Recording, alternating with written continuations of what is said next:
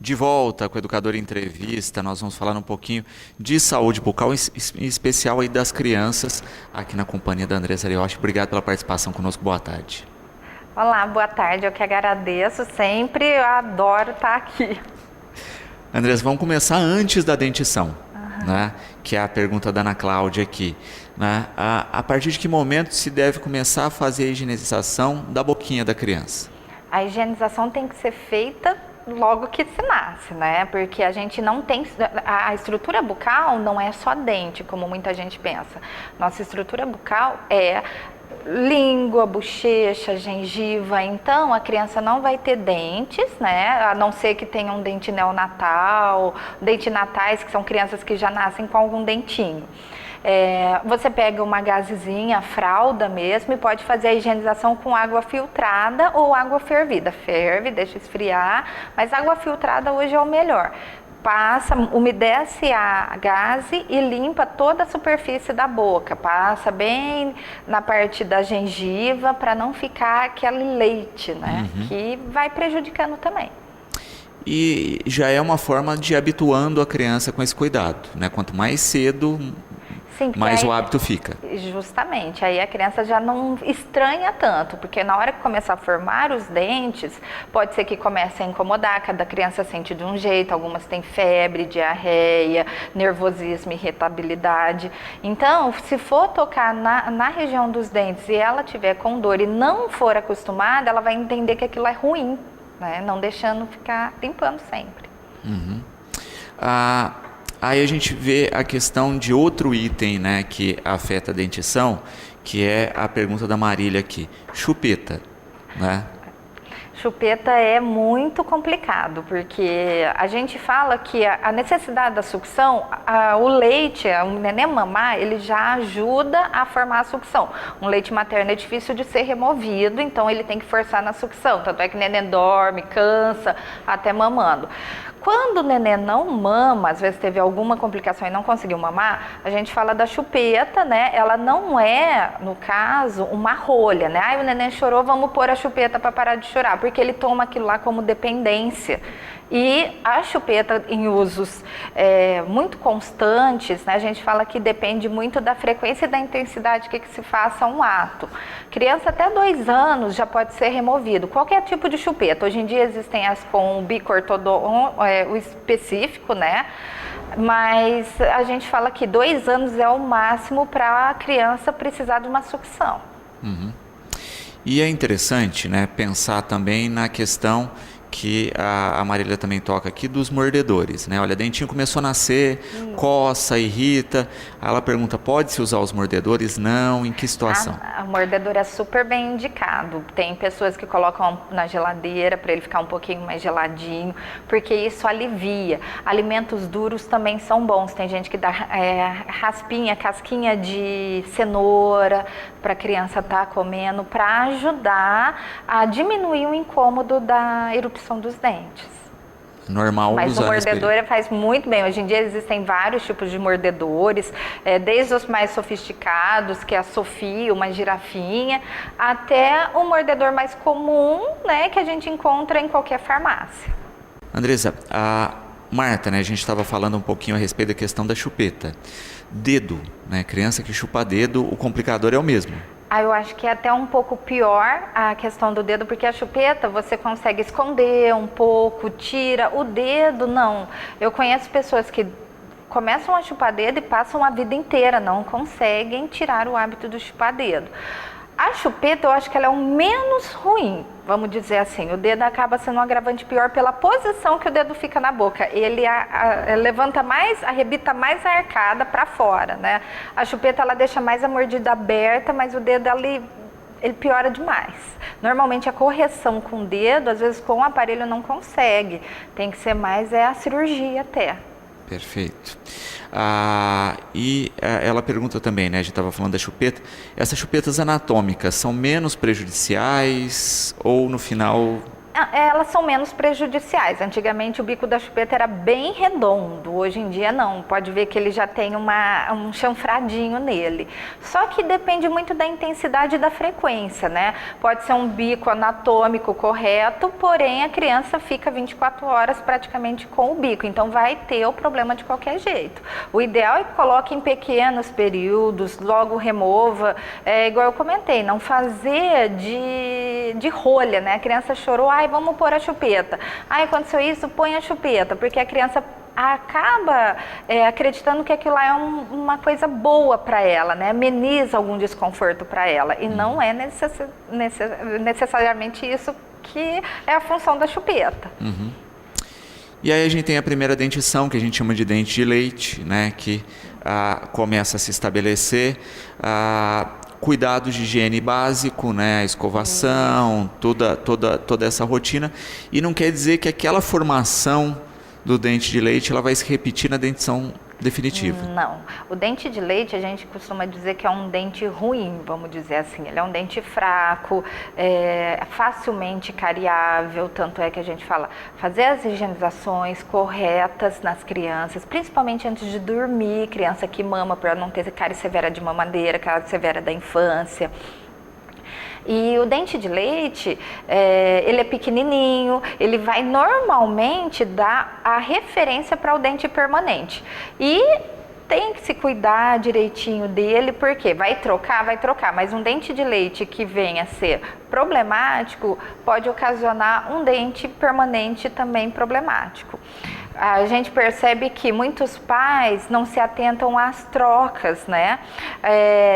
O primeiro molar, quando forma na criança, em torno de 6 anos mais ou menos, o pai ainda acha que é de leite também. Então, o que a gente vê muito acontecer é molar permanente na dentição mista, né? Ainda o pai acredita que vai trocar aquela dentição e não troca. Aí aparece no consultório muitos casos de dente de leite, primeiro molar permanente no meio dos dentes de leite, e o paciente pergunta, mas pode tirar? Deu canal, pode tirar? Não, aquele lá é o permanente. Ele não tem quem antecede nem quem sucede ele na cronologia de erupção da boca. Isso é interessante. Então, os molares, eles já são os definitivos. A criança, ela vai ter 20 dentes na boca, então ela não tem pré-molar. Então, do molar, do canino já vem o primeiro molar, segundo molar de leite. Quando ela atinge uma faixa de 6 anos, 7 anos, erupciona o primeiro molar permanente. Esse não tem quem antecede e nem quem sucede. Então, como está na dentição ainda de leite, trocando alguma coisa, os pais acreditam que aquele dente ainda seja de leite. E não, por isso que a gente fala, acompanhe sempre com um profissional para ele passar sempre esses cuidados, que é muito frequente a criança perder dente permanente, primeiro molar permanente. Dente de leite, né? A gente tem esse hábito e muitas famílias fazem isso de guardar o dentinho da criança. É lógico que era como uma lembrança, como uma ação. Hoje se fala muito de se guardar esse dente em função das células tronco. Mas não é de qualquer maneira que se guarda. Sim, isso que é interessante falar, que o pessoal fala, eu vi numa reportagem, tudo, não deve se guardar em qualquer lugar para usar, porque assim, essas células vão morrer. Então você tem que colocar, levar em laboratórios específicos que fazem a crioproteção, né? Congelam aquelas células, removem do dente de leite de forma apropriada e elas são congeladas numa temperatura de quase 200 graus Celsius. Aí pode ficar por tempo indeterminado, só que isso tem seu custo, né?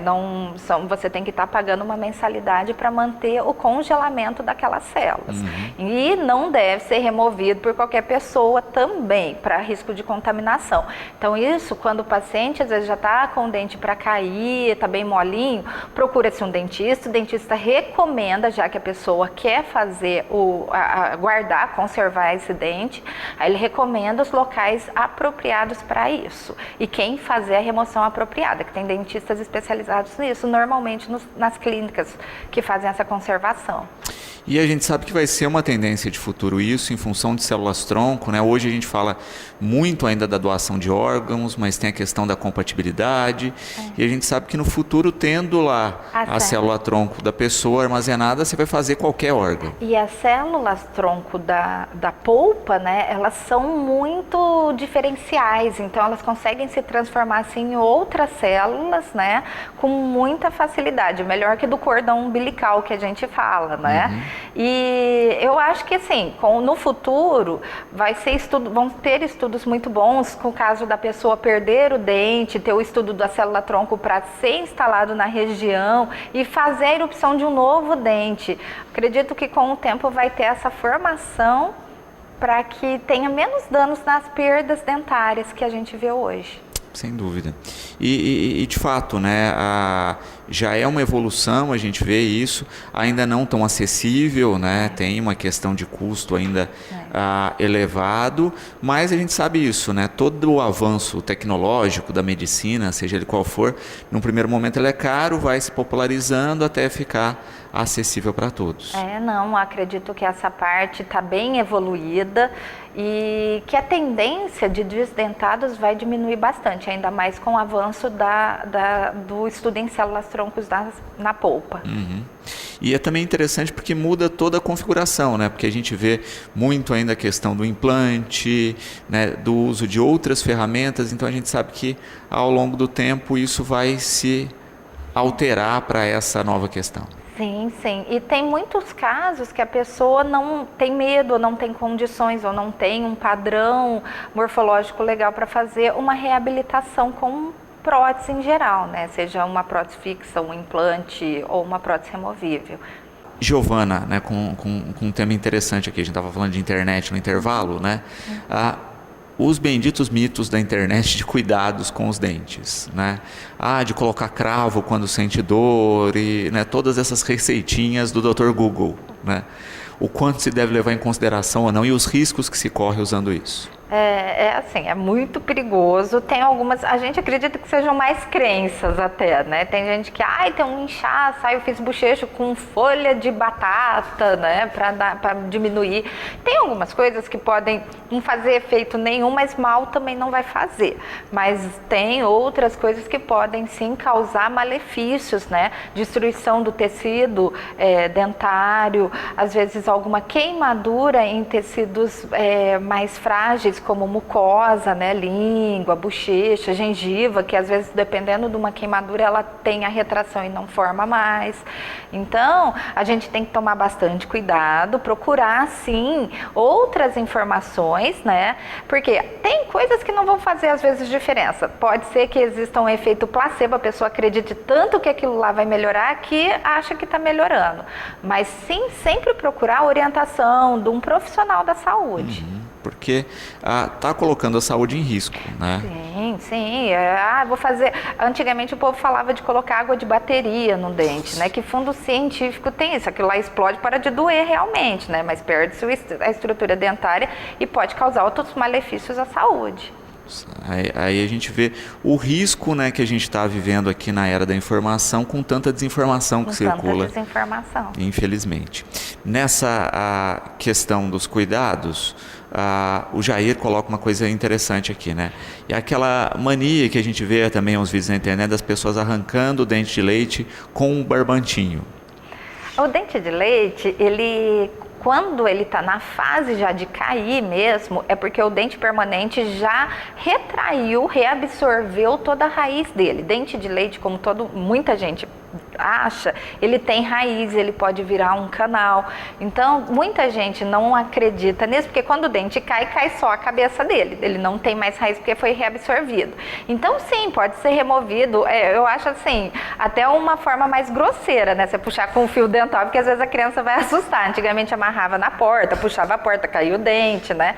Então, hoje em dia você pode pegar, tem a Nenedente, alguns anestésicos tópicos que vendem até em farmácia, específicos para cavidade cavidade oral, passar na gengiva, puxar com um algodão, com uma gaze, um alimento mais duro, às vezes uma maçã ajuda a remover também o dente de leite, né? Ou procurar mesmo um profissional para estar fazendo essa remoção.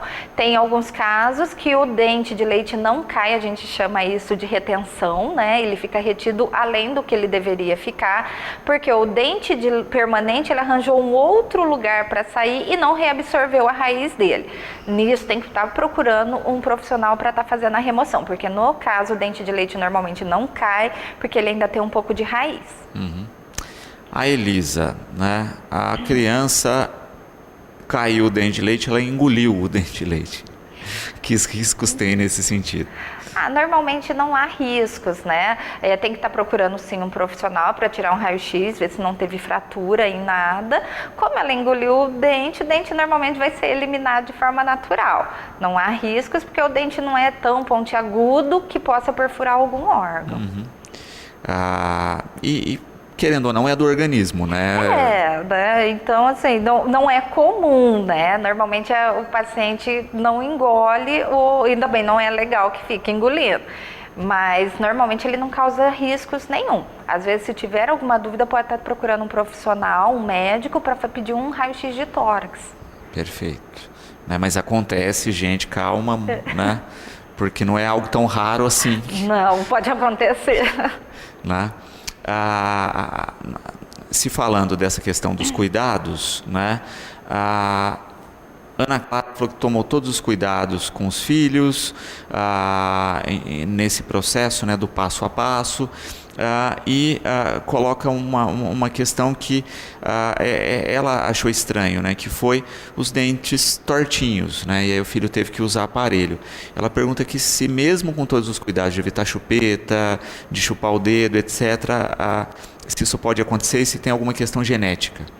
Sim, pode ter alguma questão genética, porque assim, o problema da chupeta do dedo, ela vai alterar também o padrão ósseo da pessoa. Então, um dos problemas mais sérios que a gente comenta de eliminar o hábito da chupeta mais precocemente por causa de padrão ósseo. Pode existir o padrão hereditário que causa alguma alteração. A pessoa pode ter uma mandíbula mais estreita, uma maxila mais larga, então ter espaços maiores, dentes pequenos. Então, isso pode causar... Às vezes a pessoa tem dentes muito grandes e o espaço bucal é pequeno pela anatomia dela. Então, por isso vem dentes mais apinhados. Então, algumas coisas independem de algum cuidado mais cauteloso que os pais tenham. Uhum. Mas, né, mesmo com todos os cuidados, pode ter a necessidade. E muitas vezes a gente vê só a questão estética no dente torto. A gente esquece da questão funcional. Se a gente for avaliar, toda pessoa vai precisar de um aparelho. A gente não tem a dentição extremamente correta. Existem casos mais graves que a gente já recomenda precocemente a criança entrar com o aparelho. E existem casos estéticos que ela pode procurar com uma idade até mais avançada, né, que vai ter mais cuidado, porque isso você também vai ter que ficar em cima. Os papais vão ter que ficar em cima em relação a uma criança de idade pouco avançada entrar com o aparelho, porque ela não vai saber se cuidar sozinho, fazer uma higienização correta da boca, da cavidade oral, ainda mais tendo um aparelho na boca. Uhum. Também é interessante, né, observar aí a questão dessa rotina de cuidados, né, ao longo de todo esse processo, né, porque o aparelho ele faz um processo de correção, mas ele exige um cuidado redobrado. Um cuidado extra. Um cuidado redobrado. Então a pessoa, eu falo assim, que quando a criança ainda não está em casos tão graves e pode esperar, o melhor é às vezes, né, mais uma questão estética, esperar que ela tenha mais noção de higiene pessoal. Porque pode ocorrer durante o aparelho até perda do elemento dentário, né? Se não cuidado corretamente. Perfeito. Eu acho que o recado base aqui, né, é procurar informação nos locais corretos, com os profissionais adequados, né, e entender exatamente isso, que desde cedo, né, desde o primeiro dia de vida da criança, a higiene bucal é fundamental e que a gente deve fazer isso como parte da rotina de saúde. Sim, para a criança, logicamente, já se adequar a isso, porque ela vai ter que levar pela vida inteira, para não sofrer lá na frente, porque a gente fala, dentes de leite bons vão gerar dentes permanentes bons também. E aí, com isso, ela vai correr menos risco de sofrer, né, com problemas de dente. E um alerta principal é esse, pessoal, ficar de olho na hora de trocas de dente, sempre avaliar direitinho os dentes do fundo, pode estar nascendo, erupcionando o primeiro molar permanente e os pais acharem que é simplesmente mais um dente de leite, né? E não, que é onde a gente percebe que está tendo muita perda ou muitos casos de canais nesses dentes em crianças. Perfeito. Maneirar no açúcar e nos doces, né? Sim, redobrar os cuidados, porque tem muita criança que tem muito tempo e acaba fazendo uma ou duas escovações, né, diárias. E sempre, pelo menos 3 escovações, bem feitas. Perfeito. Andressa, como sempre, obrigado pela participação conosco, sempre pelo carinho aqui com o programa. Nós deixamos sempre o espaço à disposição, né, para falar de qualidade de vida, de saúde. Esperamos sempre contar com a sua presença. Eu que agradeço sempre, porque eu gosto muito de vir aqui, tirar dúvidas e ver a participação das pessoas, que é sempre muito agradável.